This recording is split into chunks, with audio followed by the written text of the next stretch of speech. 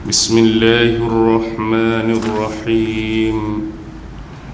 السلام عليكم ورحمة الله وبركاته.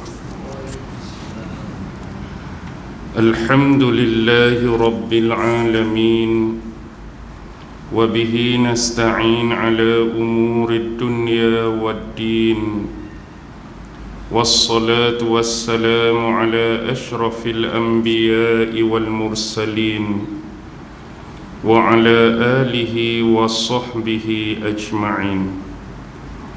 سبحانك لا علم لنا إلا ما علمتنا إنك أنت العليم الحكيم. قال رب اشرح لي صدري ويسر لي أمري واحلل عقدة من لساني يفقه قولي. اللهم يسر ولا تعسر.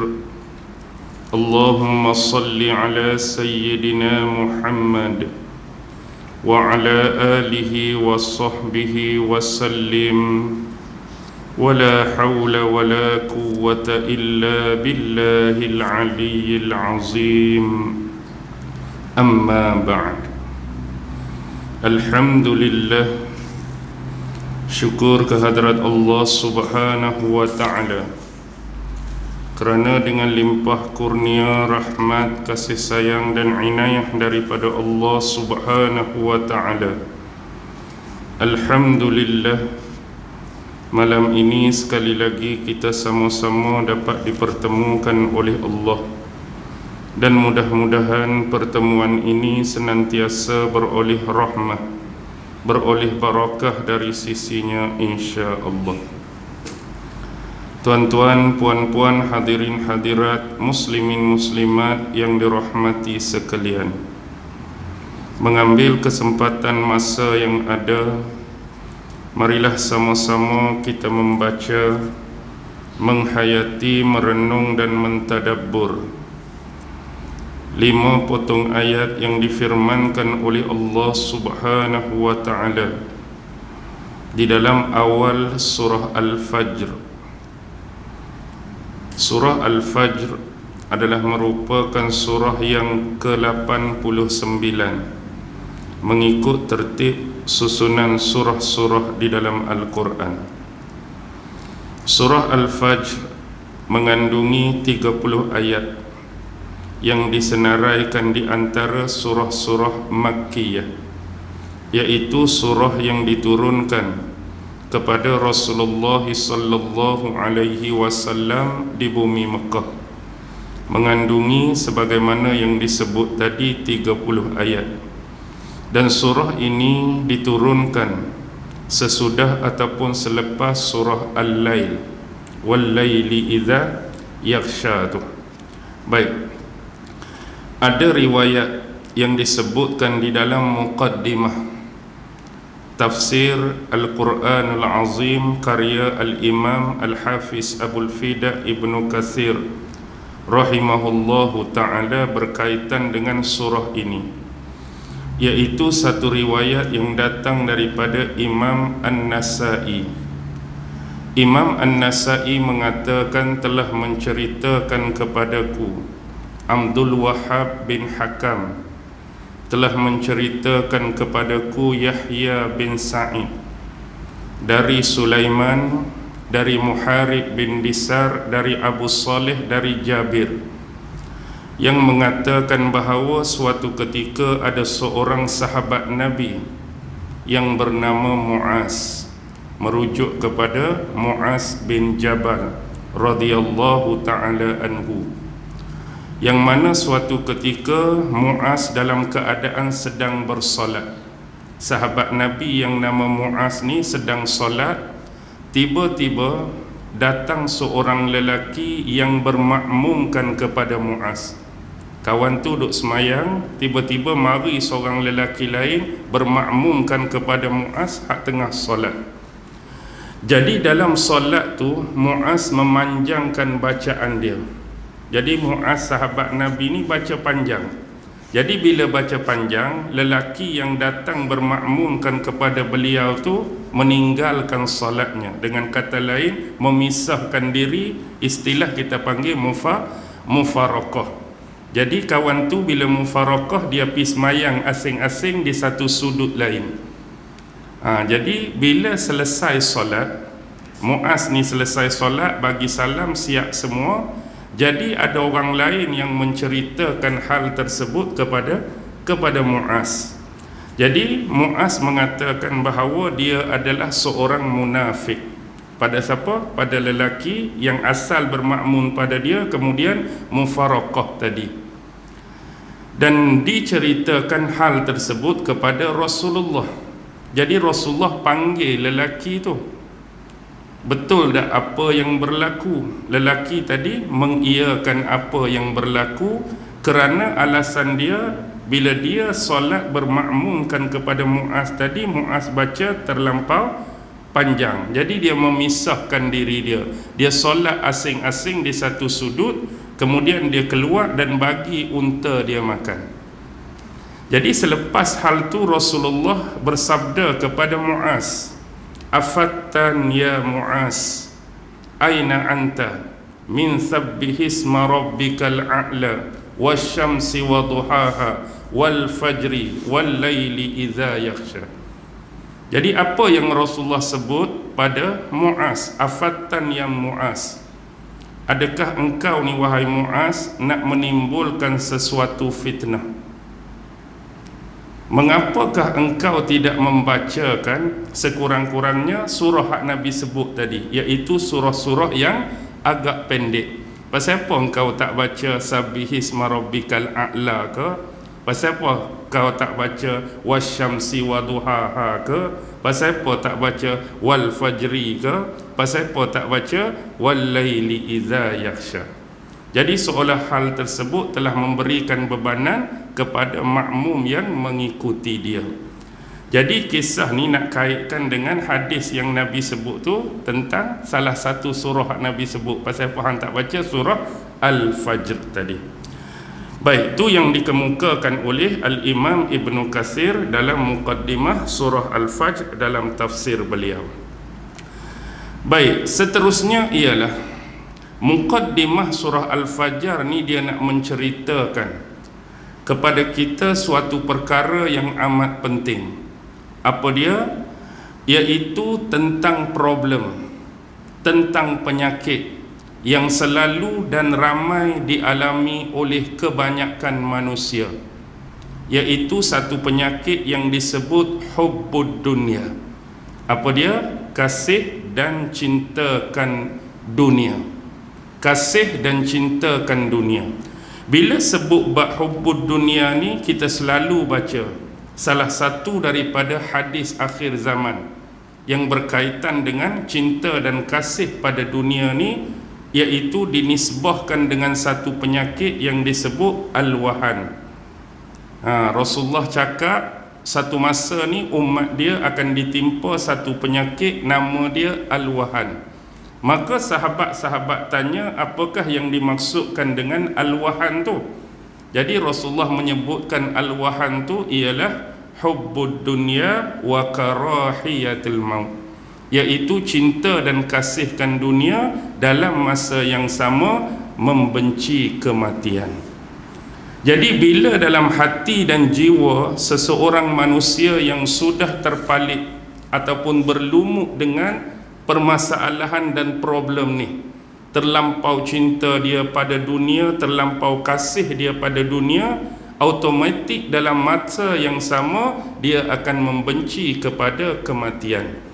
Kerana kalau boleh orang hak jenis kumpul dunia, hak nak duduk dengan dunia ni, kalau boleh dia nak hidup selama-lamanya menikmati nikmat-nikmat keduniaan yang diberikan dan dianugerahkan oleh Allah tadi.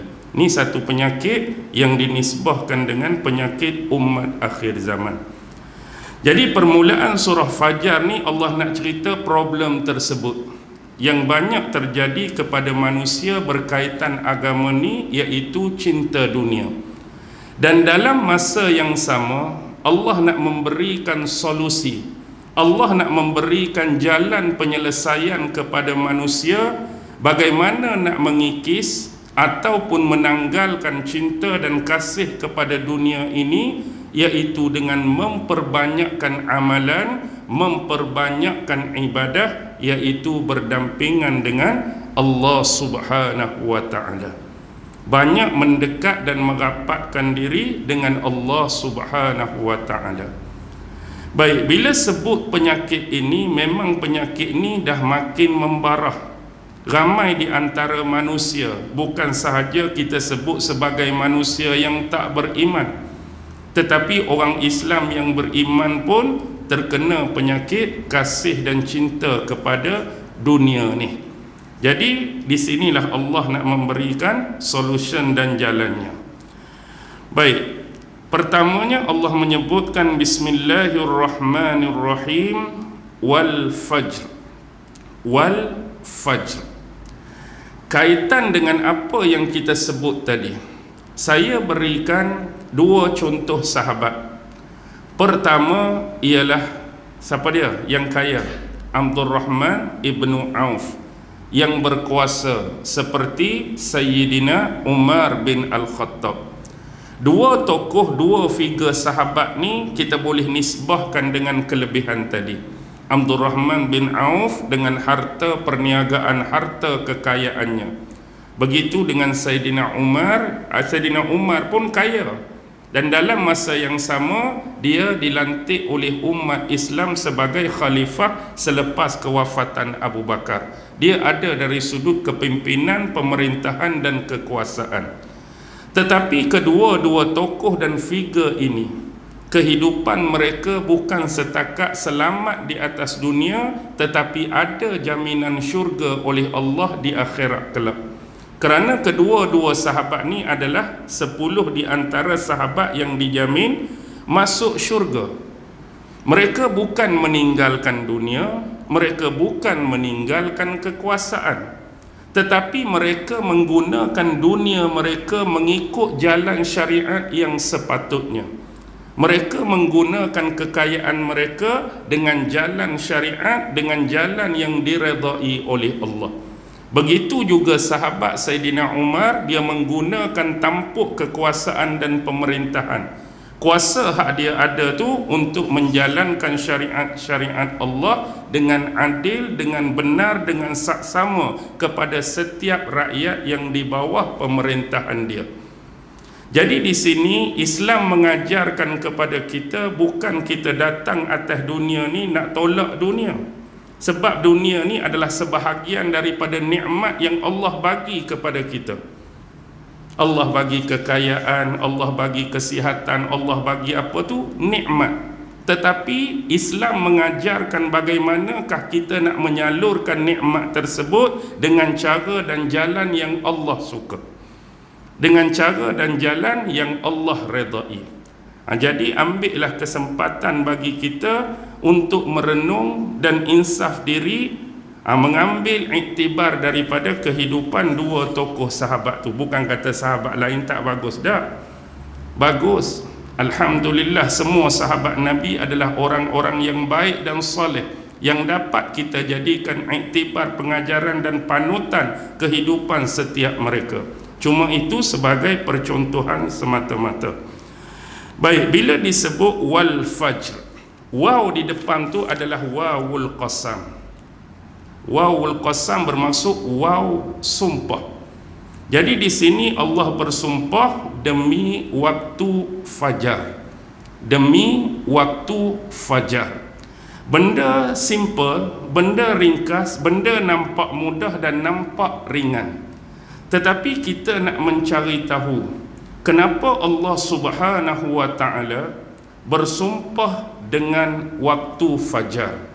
Apa dia punya signifikan untuk dikaitkan dengan problem dan solusi yang Allah nak kemukakan kepada kita semua sebagai manusia dan hamba Allah. Jadi apakah isyarat yang Allah nak bagi tahu dalam sumpah yang menjadi objek, iaitu waktu fajar? Saya sebut dulu secara umum pandangan-pandangan dan pendapat-pendapat ulama berkaitan dengan kalimah al-fajr. Kalau buka tafsir yang sama tadi, iaitu tafsir Al-Quranul Azim, Imam Ibnu Katsir, antara pandangan ulama, fajar itu ialah merujuk kepada waktu fajar lah. Waktu fajar, permulaan hari dalam setiap kehidupan manusia. Ada pendapat lain yang mengatakan fajar tu merujuk kepada waktu subuh. Subuh pun boleh juga, sebab bila mula fajar, bermulalah waktu subuh. Dan ada yang mengatakan fajar itu bermaksud fajar pada 10 Zulhijjah. Bukan setakat fajar saja, tapi kekhususan dia ialah fajar 10 Zulhijjah bermaksud Yaumun Nahar, iaitu hari raya Aidil Adha. Dan ada juga menyebutkan fajar tu ialah berkaitan solat. Pada waktu fajar tu yang dinamakan solat fajar 2 rakaat. Dan ada juga fajar tu ialah merujuk kepada siang hari yang berterusan pada hari tersebut. Tak kira lah hari mana, sebab setiap hari tu ada fajar. Tapi kalimah fajar tu bermaksud permulaan fajar berterusan sepanjang hari. Itu adalah dapatan pandangan-pandangan dan pendapat di dalam tafsir Ibnu Katsir. Walau bagaimanapun kita nak bagi secara lebih mendalam. Baik, bila sebut fajar, fajar dalam bahasa Arab ni kata dasar dia fa jim ra. Contoh, dalam bahasa Arab ada kalimah infijar. Infijar ni ialah satu keadaan yang mana macam kita sebut bom meletup. Bom meletup, infijar, pam, meletup. Dan ada juga dari kata dasar fa jim ra ni ialah terpancar. Macam kisah Nabi Musa pukul tongkat dia pada batu tu. Apa berlaku lepas pukul tu? Fam fajarat min husnata asyrata aina, maka terpancarlah 12 mata air. Kata dasar fa jim ra ni ialah koyak, mengoyak. Dengan maksud dia waktu fajar ialah keadaan di mana mengoyak kegelapan malam dan menerima kehadiran cerahnya siang, ataupun menerima kehadiran terangnya siang. Itu dikaitkan dengan waktu fajar. Fajar kita boleh istilahkan sebagai permulaan kehidupan bagi setiap manusia. Dan bukan sahaja manusia, bahkan fajar, permulaan hari ini juga dinisbahkan kepada seluruh makhluk Allah, termasuk haiwan dan binatang. Dan waktu fajar juga terkait dengan satu ibadah yang disebut apa dia? Solat subuh. Dan waktu inilah benar-benar menguji seorang Muslim sama ada dia benar-benar beriman ataupun tidak, untuk bangun, gagahkan diri menghadap Tuhannya yang Maha Esa, Tuhannya yang Maha Satu, Tuhannya yang dalam hati dia percaya, dia beriman itu. Sebab ramai yang gagal, ramai yang fail berkaitan dengan bangun dan gagahkan diri untuk melaksanakan salat fajar. Dan pada waktu fajar ini jugalah yang disebutkan oleh ulama-ulama sebagai waktu yang paling hening, waktu paling bening, waktu yang mempunyai cukup ruang dan masa yang kita istilahkan sebagai ketenangan untuk manusia itu beribadat, untuk manusia itu bermunajat, berdoa kepada Tuhannya. Selain daripada dua waktu lain, selain daripada waktu fajar, waktu mana dua tu? Pertama ialah waktu qiyamul lail, orang duk bertahajud, dan yang kedua ialah waktu sahur. Ini antara waktu-waktu yang diberkati dan mempunyai kelebihan dan keistimewaan. Selain daripada waktu fajar tu, qiyamul lail, tahajud, dan waktu sahur. Baik, bila sebut permulaan waktu ni adalah permulaan waktu bagi kita manusia dan juga haiwan ataupun binatang. Kita dengan cara kita, binatang dan haiwan dengan cara mereka. Kita bangun, kita beribadah, kita bermunajat, kita berdoa kepada Allah. Ada sebahagian daripada haiwan pun kita boleh tengok. Antara yang paling awal siapa? Ayam lah. Ayam jantan duk berkokok. Kadang-kadang suasana tu kita tak dapat dah bila kita duk bandar. Kalau dulu tu awal-awal pagi katak pun dah start cengkerik dan riang-riang pun duk mereka pun dah mula start kehidupan mereka. Mungkin apa yang kita dengar dan bunyi-bunyian tersebut adalah merupakan tasbih mereka kepada Allah Subhanahu wa taala. Sebab haiwan dan binatang pun ada tasbih mereka di sisi Allah, cuma kita yang dengar ni tak faham apa yang mereka bunyikan, apa yang mereka sebutkan. Tetapi di sini poin ialah untuk kita membandingkan kalau haiwan dan binatang itu boleh bangun awal untuk memulakan kehidupan mereka, sedangkan Allah bagi pada mereka cuma satu, nafsu. Tapi manusia Allah bagi nafsu dan juga akal, tapi boleh tewas dan boleh kalah kepada haiwan-haiwan dan binatang tadi. Tewas dari sudut apa? Tak boleh bangun semayang subuh. Itulah nak abadnya beri peringatan bersama kepada kita. Baik. Kemudian kita nak tarik apa sebenarnya isyarat yang Allah Subhanahu wa taala nak beri kepada kita berkaitan dengan waktu fajar. Kerana waktu fajar bila kita sebut sebagai permulaan kehidupan manusia, jadi seolah-olah dia adalah isyarat kepada kehidupan setelah mati. Isyarat kehidupan setelah mati. Jadi semalam kita tu sedang tidur, kemudian kita dihidupkan kembali oleh Allah Subhanahu wa taala untuk memulakan kehidupan baru yang bermula dengan waktu fajar. Jadi di sini poin yang paling penting untuk kita pegang ialah sebenarnya hampir setiap malam Allah memberikan mesej dan keyword ini, iaitu peringatan tentang hari kebangkitan. Tiap-tiap malam seolah-olah bila kita tidur dan kita bangun pagi pada waktu subuh, kita bangun pagi pada waktu fajar tu ialah peringatan Allah kepada kita tentang hari akhirat, tentang hari kebangkitan, tentang hari pembalasan. Tiap-tiap malam kalau bagi manusia yang mahu berfikir tentang hal tersebut. Cuba kita tengok doa yang diajarkan oleh Rasulullah sallallahu alaihi wasallam selepas kita bangun tidur. Apa dia? Alhamdulillahillazi ahyana ba'dama amatana wa ilaihin nusyur. Segala puji bagi Allah yang telah menghidupkan kami kembali setelah kami dimatikan. Ba'dama amatana wa ilaihin nusyur, dan kepada Allah lah kami akan dikembalikan. Jadi pengucapan rasa syukur di sini permulaan dengan lafaz alhamdulillah bukanlah kerana Allah menjagakan dan mengejutkan kita kembali daripada tidur. Tak ada di situ segala puji bagi Allah yang telah mengejutkan kami daripada tidur kami. Bukan tu makna doa tu. Tapi makna doa tu segala puji bagi Allah yang telah menghidupkan kami kembali setelah kematian kami. Jadi nisbah tidur di sini dianggap sebagai salah satu bentuk kematian bagi manusia.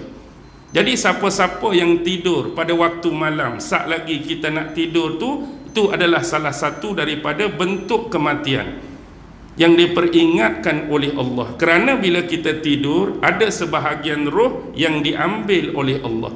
Kemudian bila Allah nak membangunkan balik, nak menghidupkan balik, Allah mengembalikan semula roh tersebut kepada kita sehingga kita boleh bangun, sehingga kita boleh jaga dan meneruskan kehidupan pada awal waktu fajar tu.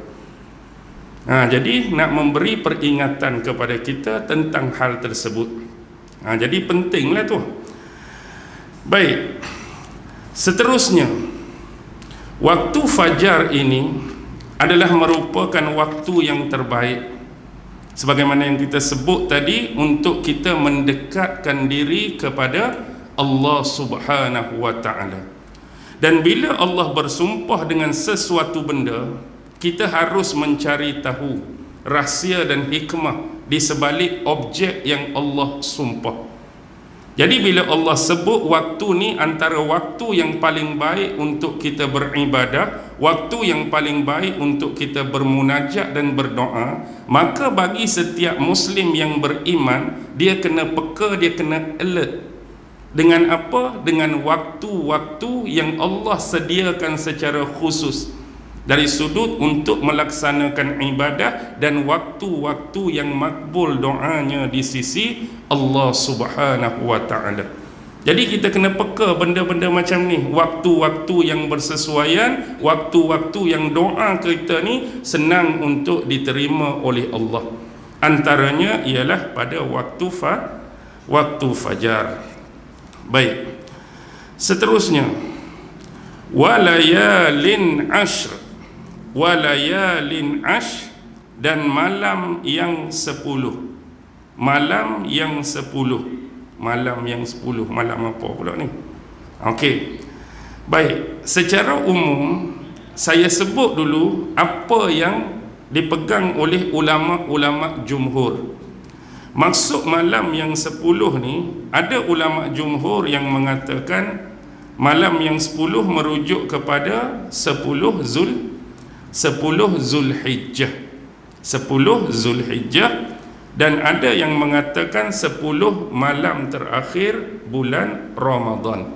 Ini pendapat jumhur yang masyhur. Jadi maksud yang pertama tu daripada 1 Zulhijjah sampai 10 Zulhijjah, jatuh hari raya haji tu. Kalau pendapat yang kedua, maksud malam yang 10 tu ialah 10 malam terakhir daripada bulan Ramadan. Baik, tu secara umum.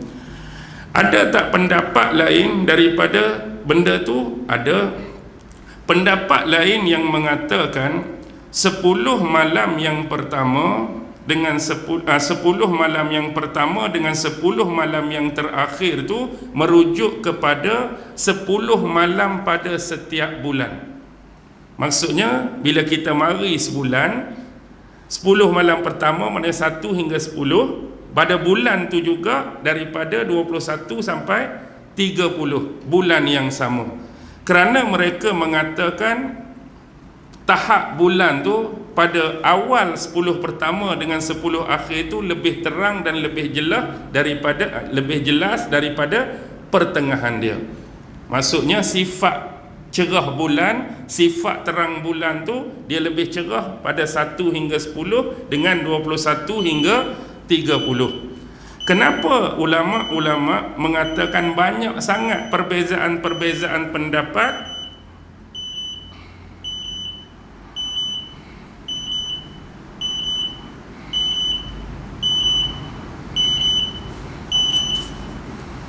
Kenapa banyak sangat perbezaan pendapat tentang ayat yang kedua ni? Kerana ialah pada kalimah ashr tu tak ada alif lam. Tak ada alif lam. Walayalin ashr, bukan al-ashr. Kalau al-ashr, alif lam tu merujuk alif lam ma'rifah. Bila alif lam ma'rifah, kita dah boleh tentukan 10 tu merujuk malam apa, 10 tu malam mana, 10 tu khusus untuk malam bulan apa. Tapi bila dia kosong daripada alif lam ma'rifah, maka ulama-ulama memberi ruang ataupun membuka untuk perbezaan pendapat yang banyak tadi. Hak ni nak kata 10 malam ni, hak ni nak kata 10 malam ni, sebab tidak ditentukan. Sebut malam yang 10, tak tahu 10 tu merujuk kepada malam mana, bulan mana. Jadi itulah terbuka kepada perbezaan pandangan dan pendapat. Jadi bila dikaitkan, kalau kita kata ambil hak dua jumhur tadi, maksudnya ialah pertama 10 awal daripada bulan Zulhijjah. Itu adalah waktu-waktu yang kita disarankan untuk memperbanyakkan amalan dan ibadah untuk mendekatkan diri kita kepada Allah. Rasulullah sendiri pun berpuasa di antara 1 hingga 10 tu. 1 hingga 10 di antara, maksud saya bukan puasa raya haji tu. Nanti orang silap faham pula. Memperbanyakkan doa pada awal-awal bulan Zulhijjah. Baik, Yang kedua ialah 10 malam yang terakhir daripada bulan Ramadan. Ini juga disebutkan dalam hadis Nabi untuk kita ni seolah-olah buat kuda-kuda, ikat tali pinggang, kita kata berbuat ibadat tu lebih serius, lebih kuat, lebih teguh daripada malam-malam biasa awal-awal bulan Ramadan. Sebab kita nak cari satu malam yang besar anugerahnya dianugerahkan oleh Allah, iaitu malam Lailatul Qadar. Walaupun kita tak tahu Allah nak letak setiap tahun tu Lailatul Qadar kat mana, cuma ada gesaan dalam hadis-hadis Nabi untuk memberikan lebih perhatian yang serius kepada amalan dan ibadah pada konteks 10 malam yang terakhir. Jadi apa kepentingan dua bentuk 10 ni? Kalau kita tengok, ambil yang hak malam Lailatul Qadar dulu. Malam Lailatul Qadar ni ialah kaitan dengan apa? Kelebihan dia kaitan dengan turunnya Al-Quran.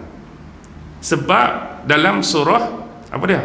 Al-Qadar itulah Allah cerita pada malam Lailatul Qadar Allah telah menurunkan Al-Quran daripada Lauhil Mahfuz ke langit dunia di Baitul Izzah secara sekaligus 30 juzuk. Jadi bila Al-Quran turun, dari sudut hikmah dia bermakna di sinilah permulaan berkembangnya agama Islam melalui misi dakwah tauhid Rasulullah sallallahu alaihi wasallam kepada umat manusia dari sudut sejarahnya. Kalau yang kedua tadi bulan Zulhijjah ialah apa? Ialah tentang pembukaan kota Mekah. Pembukaan kota Mekah, bukan maksud Mekah mula-mula dulu dibuka dah. Ni maksud buka kota Mekah hak zaman Nabi masuk 8 Hijrah. Peristiwa Fathu Mekah tu berlaku pada awal bulan Zulhijjah. Itu dari sudut sejarah dia. Jadi dari sudut turun Al-Quran kita boleh kait dengan apa? Permulaan dakwah misi Islam yang disebarkan oleh Rasulullah, manakala kait dengan 10 Zulhijjah ialah misi penyempurnaan dakwah Rasulullah.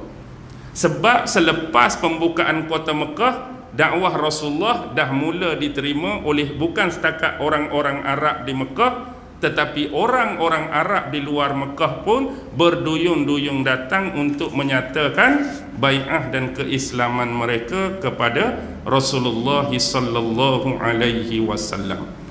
Jadi poin yang kedua, sama ada 10 yang awal Zulhijjah atau 10 yang terakhir daripada malam Lailatul Qadar, dia masih lagi berkait cara untuk kita rapat diri, untuk kita dekat diri, untuk kita takarrub kepada Allah, waktu-waktu yang mustajab dan makbul doanya. Selepas Allah cerita waktu fajar tu, Allah nak cerita 10 malam ni, tak kira lah 10 malam. Kalau kita nak kata hak awal Zulhijjah pun tak apa, kalau kita nak kata hak 10 malam terakhir Ramadan pun tak apa. Sebab ni adalah waktu-waktu yang Allah beri peluang kepada kita untuk kita ni meningkatkan amalan dan ibadah kita kepada Allah Subhanahu wa taala. Baik, tu yang kedua. Yang ketiga, wasyaf'i wal watr. Syaf'i wal watr senanglah. Syaf'i itu yang genap, wal watr yang ganjil. Allah bersumpah demi yang genap, demi yang ganjil. Apa benda yang genap, yang ganjil ni? Kita sebut dulu hak umum dalam tafsir Ibnu Katsir. Sekurang-kurangnya ada 4 pendapat. Pertama, ada ulama mengatakan Asy-Syafi'i kata hak genap tu merujuk kepada 10 Zulhijjah, iaitu hari raya Aidil Adha. Kalimah 10 itulah hak genap. Manakala al-witr tu yang ganjil tu merujuk Yaumu Arafah yang jatuh pada 9 Zulhijjah. Okey, faham tak? Pendapat pertama, hak kata Syafi'i genap tu 10 Zulhijjah hari raya, wal watr hak ganjil tu 9 Zulhijjah hari Arafah. Pendapat yang kedua terbalikkan benda tu saja.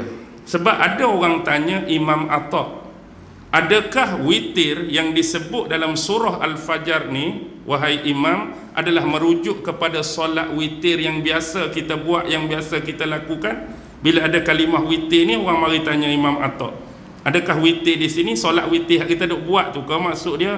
Tak. Tapi wasyaf'i wal witir ni bermaksud asy-syaf'i itu ialah yaumun Arafah, wal witir tu ialah hari raya Aidil Adha. Terbalik daripada pendapat hak pertama tadi. Tu pandangan yang kedua. Manakala pandangan yang ketiga ialah dia rujuk surah Al-Baqarah ayat 203. Faman ta'ajjala fi yawmaini fala isma alaihi wa man ta'akhkhara fala isma alaihi. Maksudnya daripada kalimah asy-syaf'i itu, wa man ta'ajjala, siapa yang ingin bersegera meninggalkan apa? Bumi Mina. Bumi Mina selepas tempoh 2 hari, maka tidak ada dosa baginya. Itu merujuk kepada asy-syaf'i. Wa man ta'akhkhara fala isma alaih. Barang siapa yang nak menangguhkan untuk meninggalkan bumi Mina selepas 2 hari, fala isma alaih, juga tidak ada dosa baginya. Jadi siapa hak nak bersegera hak mula-mula tu asy-syaf'i, siapa hak nak menangguhkan yang kedua tu adalah al-witr. Itu pendapat yang ketiga. Manakala pendapat yang keempat dalam tafsir Ibnu Katsir, asy-syaf'i itu bermaksud hari-hari pertengahan daripada hari tasyrik. Hari pertengahan daripada hari tasyrik, dan al-witir itu ialah hari-hari terakhir daripada hari-hari tasyrik. Baik, tapi hal lebih jauh kita nak sebut, bila sebut yang genap dan yang ganjil, ada sebahagian ulama dan ada yang menisbahkan benda ni dengan perkataan-perkataan sahabat Nabi. Jadi dia sebut asy-syaf'i, benda yang genap ini ialah sesuatu yang dinisbahkan dengan seluruh makhluk Allah. Sebab kebiasaannya yang genap ni dinisbahkan dengan makhluk Allah. Contoh, kalau ada tinggi, ada pasangan dia, rendah. Kalau gemuk, kuruh, hitam, putih, atas bawah, kiri kanan, utara selatan, timur barat, kaya miskin, sihat sakit, matahari bulan, lelaki perempuan.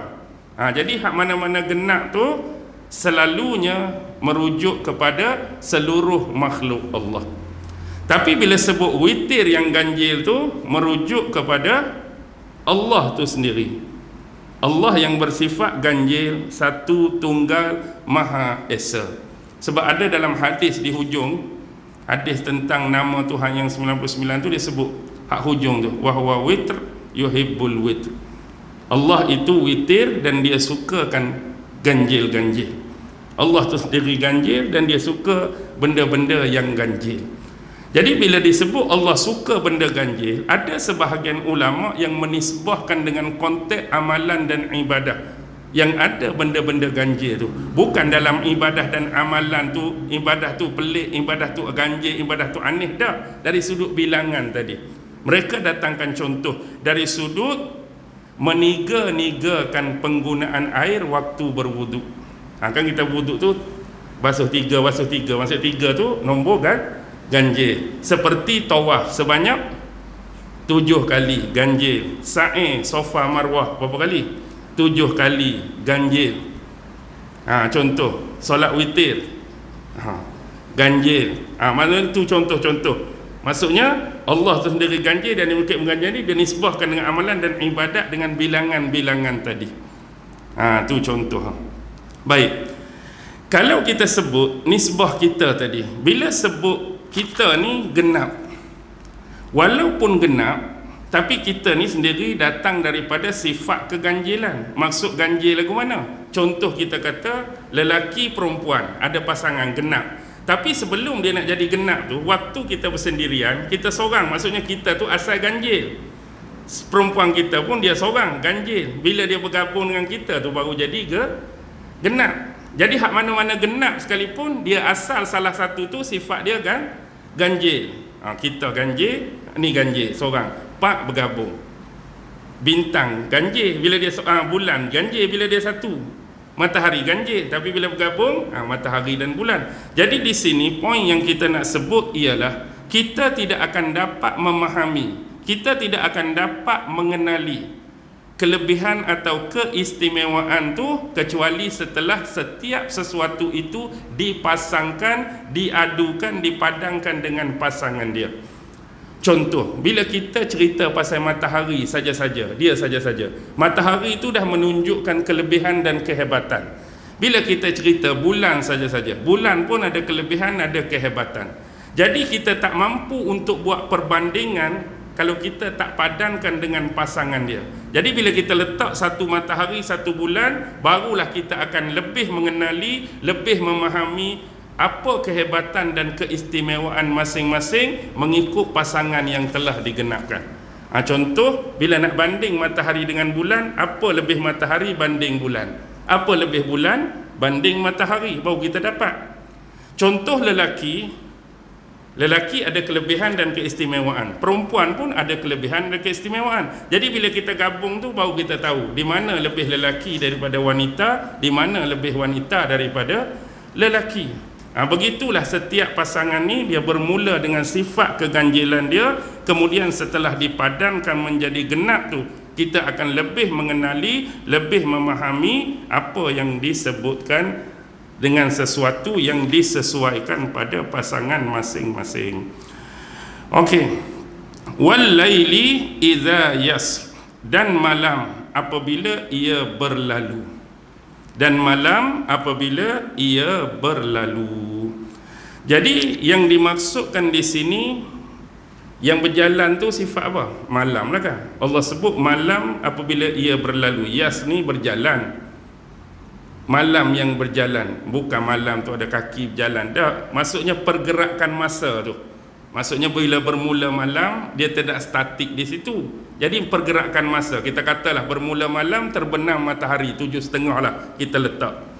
Jadi dia bukan kata oh malam dah 7.30, duduk 7.30 situ tak gerak-gerak. Tak. Sifat malam tu dia ada perjalanan masa dia. Lepas 7.30, 7.31, 7.32, 7.33. Macam kita tadi bermula tenggelamnya lah ni dah sampai 8.27, 8.28. Dia bukan berhenti di sini sebab ustaz ceramah. Bila ustaz ceramah masa kena stop. Tak ada, masa jalan. Kalau stop apa jadi? Kalau stop apa jadi? Okey, ustaz ceramah masa stop. Tak tahu nak sembahyang isyak bila sebab masa tak gerak. Ni syak lama dah, kita tak semayang lagi pun. Maksudnya masa tu berjalan. Sampai masa akan berjalan, sampai dia akan balik pada yang pertama tadi, waktu fajar. Di sini ialah Allah nak cerita apa? Masa itu berjalan dan kepentingan masa dengan manusia. Jadi Allah nak bagi tahu dengan masa yang ada, ambillah kesempatan melalui 3 hak Allah, objekkan sebagai sumpah tadi. Dalam masa itulah hang cari benda-benda, hang cari perkara-perkara yang dapat mendekatkan diri hang dengan Tuhan. Carilah waktu-waktu yang sesuai, yang Allah cerita kelebihan, yang Allah cerita keistimewaan, waktu-waktu yang doa tu Allah makbul. Biar peka, biar alert dengan sumpah-sumpah tadi. Jadi dalam masa yang sama Allah nak cerita masa ni berjalan. Masa ni berjalan. Dan satu masa dia akan berakhir di mana? Berakhir dengan kematian kita. Berakhir dengan kematian kita. Lebih jauh, lebih besar, berakhir dengan kematian dunia ni. Jadi poin dia, ambil kesempatan pada masa yang ada yang Allah bagi tu. Sebelum Allah cabut nyawa kita, tak ada peluang dah nak baca Quran, tak ada peluang dah nak amal ibadat, tak ada peluang dah nak semayang, nak baca Quran, nak buat amalan lain. Ada peluang lagi tak lepas meninggal? Tak ada dah. Bahkan banyak diceritakan orang-orang yang meninggal dalam kubur tu kalau boleh nak hidup balik. Nak hidup balik. Ada yang nak bersedekah, ada yang nak buat amal ibadah, ada nak semayang, ada nak baca Quran. Yang dia rasa tu menyesal. Benda-benda tu dia tak sempat buat waktu hidup atas dunia kerana terlampau larut, leka dan lalai dengan kehidupan dia dulu.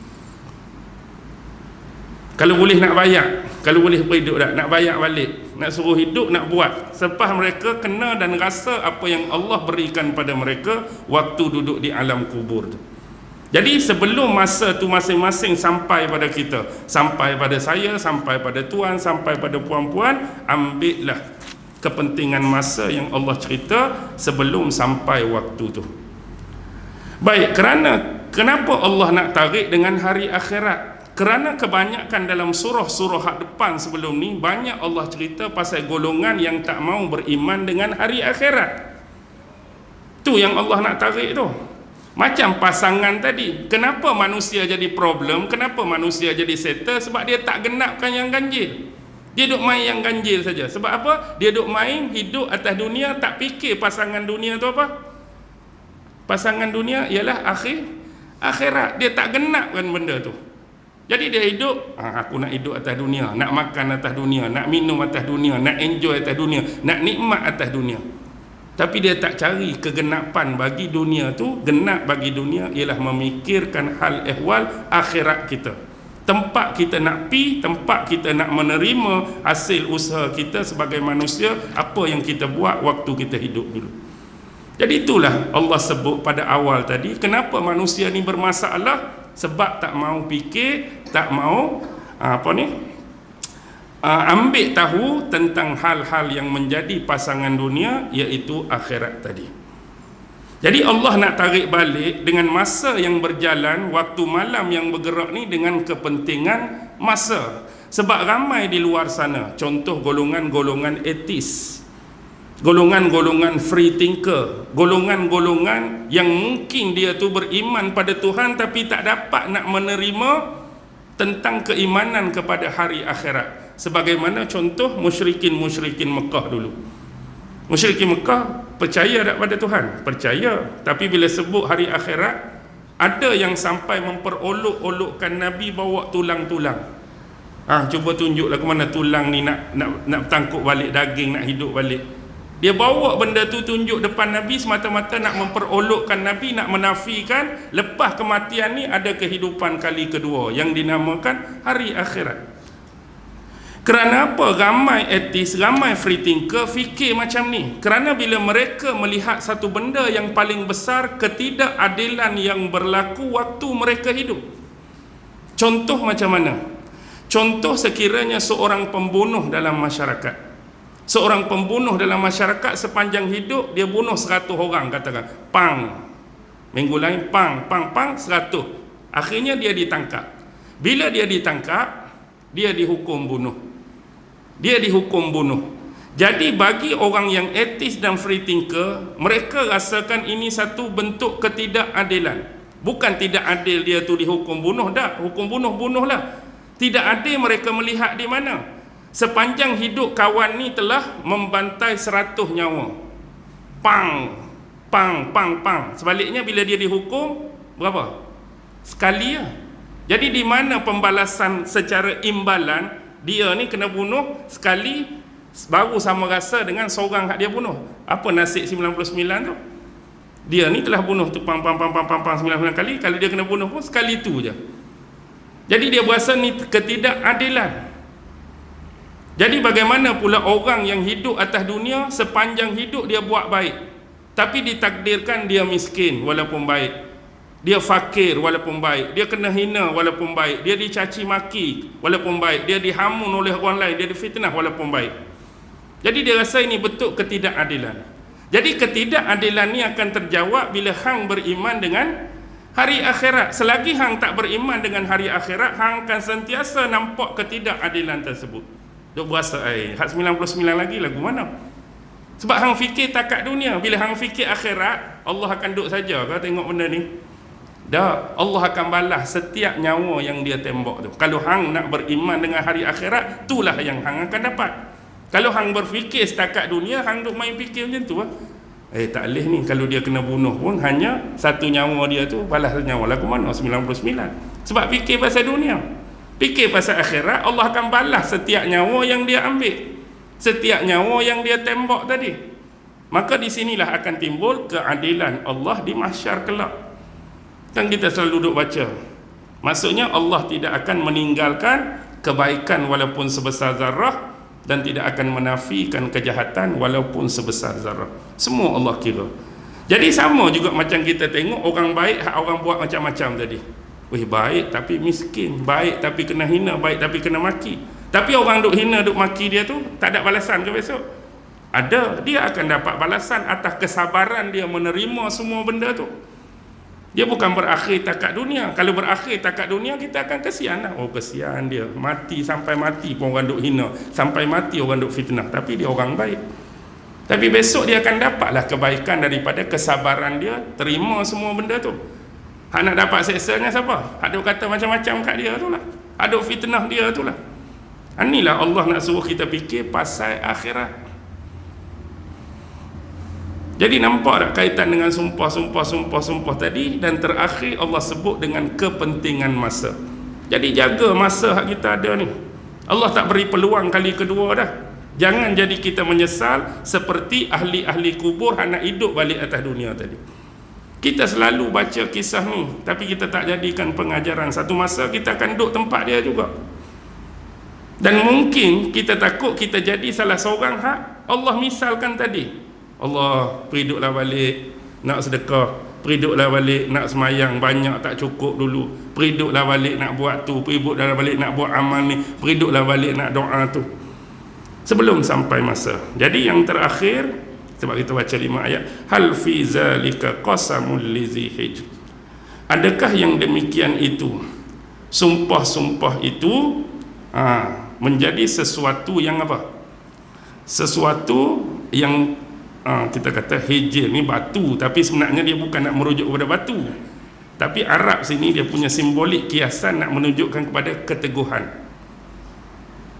Seolah-olah Allah nak apa yang dia sumpahkan tadi, 4 benda tu, adakah keempat-empat sumpah tu tak boleh menjadikan manusia terima lagi ke dalam bentuk memberikan keteguhan kepada hati dia?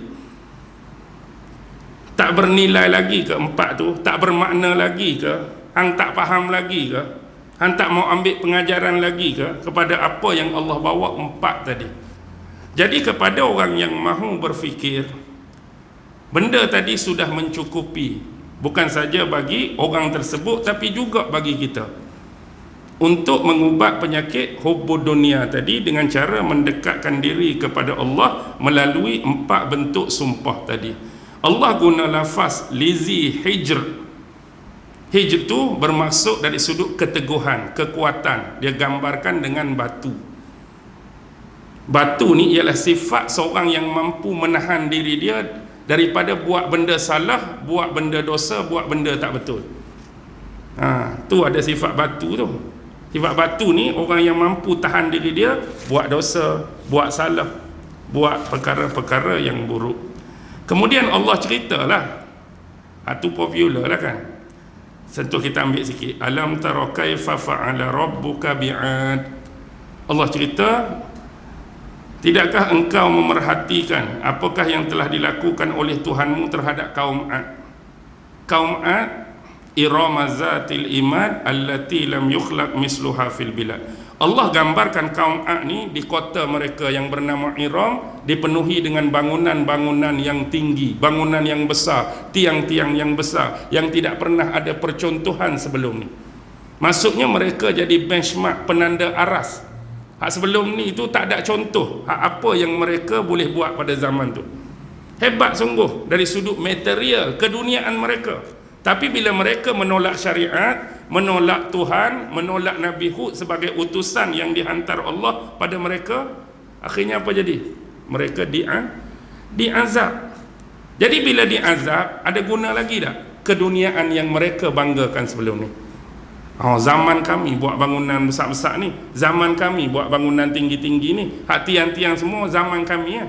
Tapi sayangnya masa zaman kami tak beriman dengan Allah, kami tak beriman dengan Nabi Hud hak mari pada kami mengabaikan syariat Allah sehingga Allah menghukum dan mengazab kami.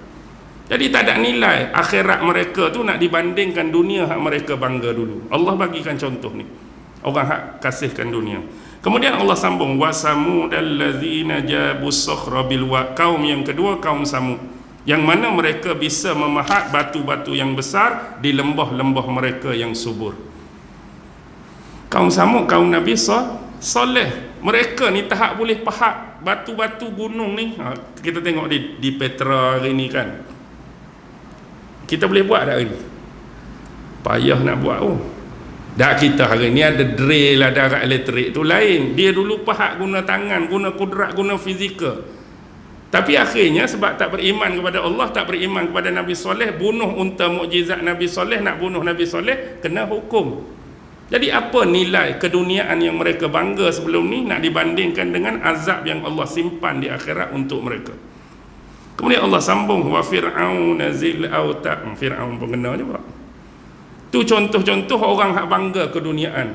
Dulu Fir'aun pun sebut, akulah Tuhanmu yang maha tinggi. Seluruh sungai-sungai Nil dan perbendaharaan Mesir berada di bawah tapak kaki aku. Bukan maksud bawah tapak kaki sungguh, maksudnya di bawah pemerintahan dia. Dia banggakan material, dia banggakan keduniaan. Akhirnya Allah lemaskan dia dalam Laut Merah. Menyesal tak sudah. Itu contoh. Tapi di sini yang menarik, Allah guna alam tara kaifa fa'ala rabbuka bi'ad. Sama seperti alam tara kaifa fa'ala rabbuka bi ashabil fil. Alam tarokai, tidakkah kamu memerhatikan beza kalimah tara? Tara ni asal kalimah ro'a. Ro'a melihat. Satu lagi ialah nazara. Nazara pun bahasa Arab melihat. Apa beza ro'a dengan nazara? Kan biasa Allah sebut satu benda, dia pun tanya, afala yanzurun, tidakkah engkau melihat? Yanzurun tu asal kalimah nazara. Nazara melihat, ro'a tara pun melihat. Kalau nazara, kita lihat, kita tengok dengan mata sungguh-sungguh. Afala yanzurun, tidakkah kamu melihat tu? Mata sungguh-sungguh. Maknanya kalau tengok benda ni, nampak depan kita dengan pandangan mata sungguh-sungguh. Nampak benda tu. Nampak mikrofon, nampak bunga, nampak ni nazara. Tapi bila Allah guna ro'a, dia bukan melihat dengan mata. Dia melihat dengan akal, melihat dengan kefahaman, melihat dengan hati. Maksudnya melihat dengan kefahaman.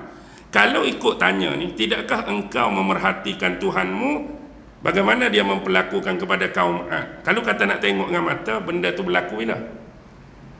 Kaum Ad kena hukum bila? Lama tu. Lepas tu ayat suruh, tidakkah kamu perhati? Nak perhati apa? Kita hidup zaman ni. Mana kita tak boleh nak perhati dengan mata? Tidakkah engkau melihat Tuhanmu melakukan kepada ashabul fil? Nak tengok lagu mana? Tu berlaku, Nabi tak lahir lagi. Allah suruh kita tengok. Kita nak tengok lagu mana? Kita duduk zaman ni. Maksudnya tengok dengan apa? Tengok dengan kefahaman. Sebab tu bila saya cerita, nak bagi mudah nampak, bila saya cerita bla bla bla bla A sampai Z, tiba-tiba ada seorang kata, cukup ustaz, saya nampak dah. Bila tuan-tuan kata saya nampak apa? Saya bercakap keluar suara je. Tiba-tiba kawan tu, cukup ustaz, saya nampak dah tu, saya nampak dah. Dia keluarkan perkataan nampak, dia nampak apa sebenarnya? Macam saya duk cerita tadi, abang kata, tak ustaz, saya nampak dah tu, saya nampak dah. Dia nampak apa sebenarnya? Dia bukan nampak dengan mata, dia nampak dengan kefahaman. Maksudnya dia dah dapat tangkap apa yang saya nak cerita, dia nampak dah perjalanan cerita tu. Dia bukan nampak dengan mata, tapi dia nampak dengan fahaman. Sama seperti dia kata, saya nampak tu ustaz. Nampak tu maksudnya jelas bagi dia apa yang kita cerita. Tapi dia guna kalimah nampak tu kaitan dengan melihat. Sama benda ni. Apa yang dia lihat tak ada pun, tapi dia melihat dengan kefahaman. Allah nak suruh fikir, apa yang aku buat pada kaum Ad? Bukan nak suruh kamu menyaksikan peristiwa tu, kamu nak menyaksikan dengan kefahaman. Orang yang macam ni hukuman dia. Kaum ni hukuman dia. Jadi nampak tak beza ro'a dengan nazar? Itulah keindahan ijaz bahasa Arab tu. Kalau kita nampak dua-dua. Ro'a melihat, nazara melihat, tak ada beza lah kita. Jadi bila mari bahasa Arab, kita boleh nampak. Itu ijaz dia. Hak siapa hari ni pun tak boleh nak tiru, siapa hari ni pun tak boleh nak buat ayat Quran walau satu ayat. Lepas tu Allah cabar, buatlah satu ayat tak apa dah. Siapa boleh? Hak mana terror bahasa Arab, hak cekak sastra apa, cuba buat satu ayat menandingi ayat Quran. Tak lepas. Mungkin dia boleh hasilkan, tapi bila kita baca, ada zuk tak? Tak ada zuk. Ada ijaz tak? Tak ada ijaz. Baca boleh 2 kali, tinggal puas. Tapi contoh kita ambil surah Fatihah kurang-kurang sehari berapa kali baca? Dalam semayang lah ambil. Dalam semayang 17 kali. Lepas tu luar semayang, hak wiridnya, hak baca saja-sajanya beratus kali. Pernah tak orang sebut 30 tahun dah hidup, boring dah aku baca Fatihah. Ada tak orang sebut boring dah? Puas dah aku baca Fatihah? Tak ada pun orang sebut boring, tak ada sebut puas. Tak ada. Sebab dia ijaz, benda yang sama. Faham ke tak baca tu? Kadang-kadang apa makna pun kita tak tahu. Tapi makna tak tahu pun kita rasa keseronokan baca tu. Rasa puas baca tu. Itulah kelebihan ijaz Al-Quran. Juga 845 dah ni. Boleh berhenti ya. Nampak tak malam ni dapat sesuatu? InsyaAllah mudah-mudahan ada sedikit pencerahan, ada sedikit pemahaman, terutama untuk saya yang bercakap. Maksudnya apa? Mengingat kembali ilmu yang kita belajar lah, dan disampaikan kepada tuan-tuan. Mudah-mudahan ada rahmah, ada barakah, ada kefahaman berkaitan dengan tafsir daripada ayat awal surah Al-Fajr tadi.